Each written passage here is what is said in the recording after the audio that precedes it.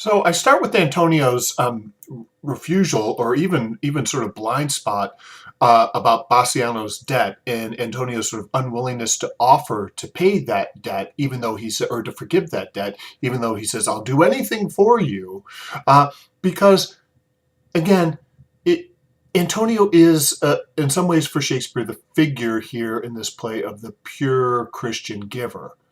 But even Antonio's willingness to give is compromised in some form.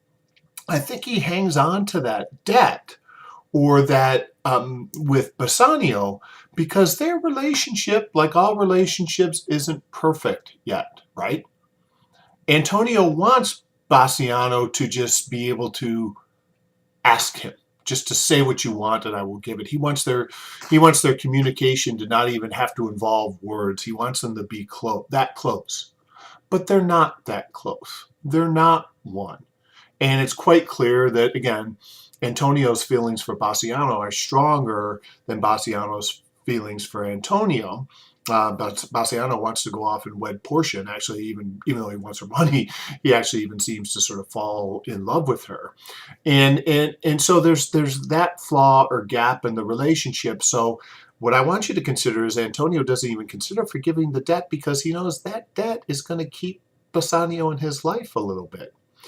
And this is kind of not the most cheery of thoughts, but we have lots of relationships like that in our lives that are imperfect and flawed. Our ties to people are sometimes not the purest of ties. They're not all about love. Or about friendship or something like that. They're about circumstance.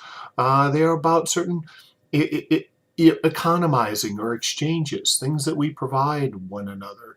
And that's why we stay in each other's lives. And I think that's the case here with Antonio and Bassiano.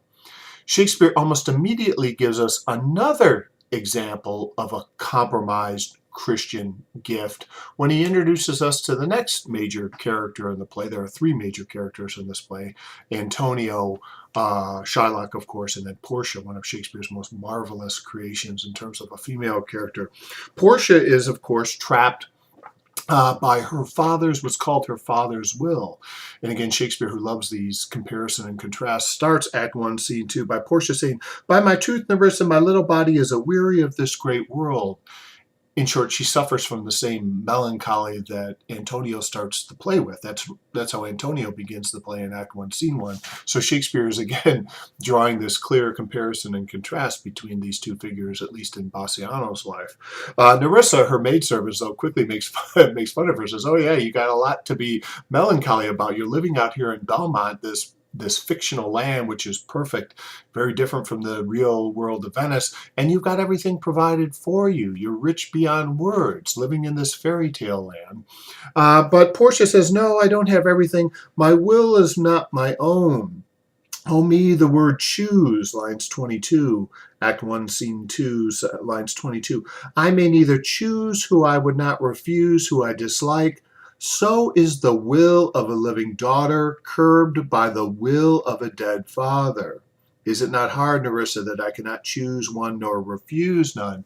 In short, for her to fully inherit what her father has left her in his will — Shakespeare, of course, loves to play on the word will for no other reason than it's his first name — um, unless she goes through this casket game, that is, whoever the suitor comes and wins the casket game is who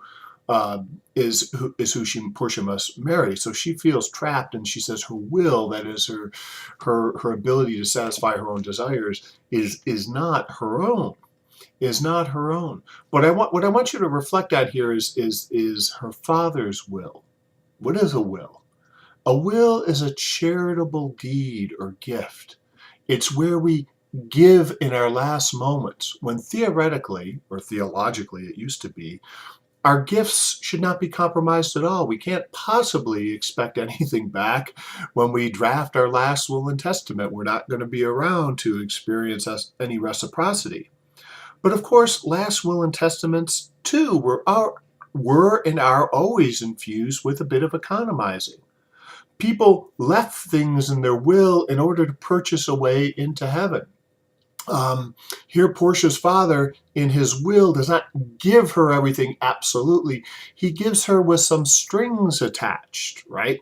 He's going to retain a little bit of control over his life, even from beyond the grave. So again, it's in these instances, and they come out throughout the play, that Shakespeare is calling into question any effort by a Christian to suggest their gift, their act of forgiveness, their act of mercy is somehow as pure as they want it to be.